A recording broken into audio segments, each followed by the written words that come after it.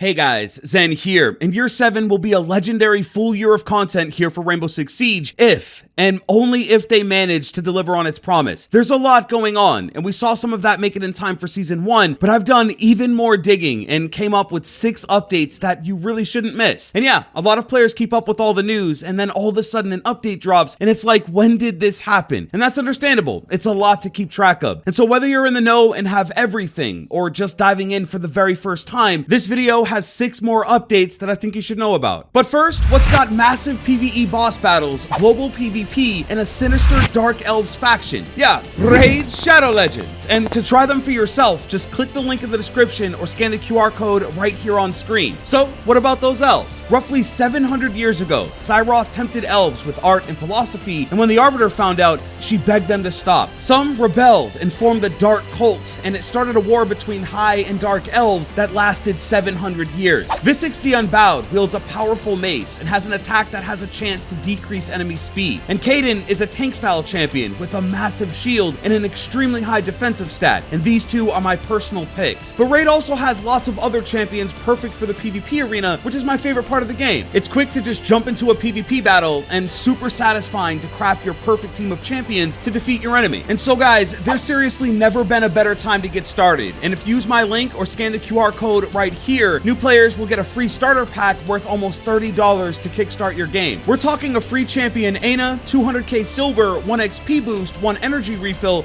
and the 1 ancient shard so you can summon an awesome champion as soon as you get in game. And you'll find these rewards here in your inbox for the next 30 days only. And that's it. Get your free rewards with my link, and I'll see you in the game. So, Bravo packs. These are now the most coveted loot drops in Rainbow Six Siege because they hold guaranteed new loot. And, well, the collection includes a bunch of brand new black ice for weapons that never had it before. With Bravo packs, you'll get black ice for Cali's sniper, Monty and Blitz's shields, Maverick's M4, and even Valk's MPX. And if you want the best results, always open your alpha packs before you open a single Bravo pack. That way, your Bravo packs will hold better loot because the alpha packs can help you clear out some of that lower tier filler. And now, there's a quick way to guarantee up to 4 legendary and 4 epic loot drops just through alpha packs, which can edge you even closer to those rare black ices in the Bravo packs. And that's through the incentive program. So this is up first because it is now live, but not too many people know about it, and you won't get the rewards until Season 2. But it's free loot, and you'll also improve the game. So as you report bugs through R6 Fix, you'll get more and more alpha packs, and the rarity increases with the tier of the issue. From small cosmetic stuff to critical issues, you'll be rewarded with packs. Then, towards the end of the season, after all of your alpha packs, you'll open up better loot in your Bravo packs and get much better chances at that sweet, sweet new black ice. Next up, every attacker is now Thatcher. At least that would be the case if you paid attention to every reply on social media, but there's a lot more to it. Now, yes, it is true that there's a new secondary gadget for attack that's an EMP grenade, but just like the hard breach charge, only a handful of operators will actually have this as a part of their loadout. Now, something you might not know is that on defense, the impact grenade actually never launched with the game. It was added in a later season, and if you've played even 1 round on defense, you know how essential those grenades are for every type of play. Frankers, they allow you to make rotates, and on a roam, they can be a fast and effective way to escape. They're probably the best addition ever added to Siege because they've opened up an entirely new layer of gameplay. And for a lot of people, that was what the new hard breach charge was going to be on attack because it meant that you really didn't need to bring a thermite or any dedicated hard breachers anymore. But this secondary EMP is even more than that because the meta is super utility heavy right now, and there's only a few dedicated operators in dealing with it. Now, this gadget is super unique because when thrown, it goes off like an impact. So essentially, it pops right as it impacts a surface, and it'll cause any affected gadgets to go offline. With the introduction of this thing, you can essentially replicate the Thatcher Thermite combo with another operator who has the hard breach charge, and you can also get 2 additional main gadgets. So the tactics here will change nearly every attacking round. Thatcher's rework is designed to make things more difficult with the operator, and so they've prototyped his EMP nades needing to be cooked like Ying. The longer it's cooked, the bigger the radius of the gadget, and ultimately the more gadgets he'll affect. Thatcher has always been the #1 banned attacker, and all of this is to change that meta and reintroduce him to the game. It's a powerful move because these secondary EMPs do make the current Thatcher obsolete,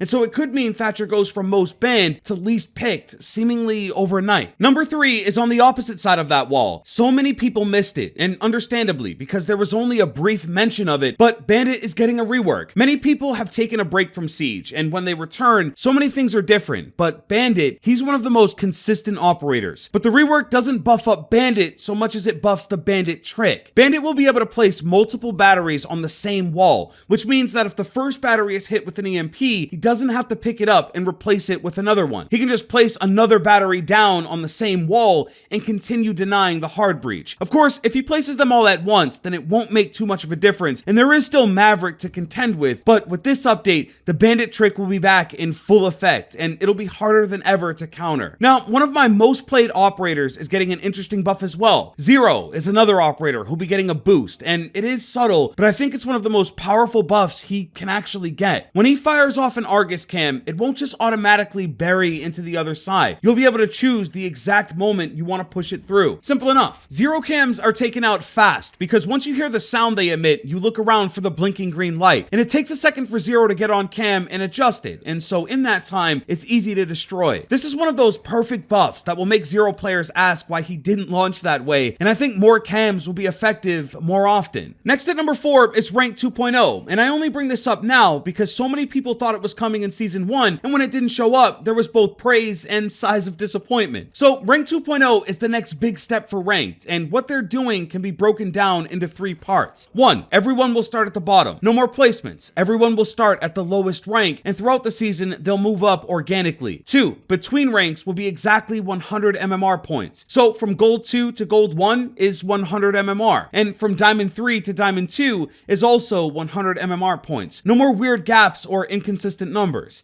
And number 3, it'll be more rewarding. For instance, if you reach Platinum, you'll also get the Bronze, Silver, and Gold charms instead of just the Platinum one, and each rank will feature some kind of reward. Maybe Silver 1 is a headgear, and maybe Diamond 3 is a Bravo pack, but each new rank will earn you a special item. Rank 2.0 is launching in Season 3 alongside the new operator from Singapore. And number 5 will address Siege's oldest and most complicated problem in its history, which is showing new players how to play this game. Look, Siege is hard. Maybe not to you more hardcore viewers or myself, because we have thousands of hours in this game and have literal years of training. But if you're a new viewer here, just getting your feet wet, it's like standing at the bottom of Mount Fiji and looking up. Like, you just have to know every drone hole, how to set up the site, the gadgets and gadget interactions of over 50 operators, and the fact that Rank 2.0 launches in Season 3 of Year 7. Like, there is so much information being thrown at you and almost no official way to navigate it. And so first and foremost, every operator will be getting a dedicated operator how-to. It'll teach you how the operator works, the counters, and some best practices in a non-lethal setting. It's a massive undertaking when you're doing this for every single operator and all future operators, and so there is a big time investment here. But once it's available, I think it'll be the single most important update Siege makes maybe ever, because for all those free weekends they do, or those special play with a friend trials, you won't just have to rely on that friend to get you up to speed. You can work for yourself and jump into a few operator how-tos and learn everything you need so that when he gets off work, you're ready to hold angles and blow open walls. The other part, I think, serves the whole community, but after 7 long years, Siege will be getting its shooting range. This is another non-lethal area for people to warm up and train your aim before you head into a playlist. And now that Siege has begun to offer new weapons again, you'll be able to get used to that weapon in the shooting range and head into Ranked with more experience. Between these 2 updates, the experience of learning this incredibly complex game will be streamlined, and it'll also fully replace the old and outdated situations which aren't even really accurate anymore. And finally, at number 6, Siege is undergoing an entire lore rework, and we saw the first look at that with the Sisters in Arm trailer. But it didn't start there. It actually started here, when Ash got upset and did Callie like Will Smith did Chris Rock. Siege has had a roller coaster of a narrative, but now you'll see operators split into different squads, and you'll see more operators start looking towards Callie's Night Haven for recruitment. It's a big departure from what was once just Team Rainbow and dealing with the terrorists,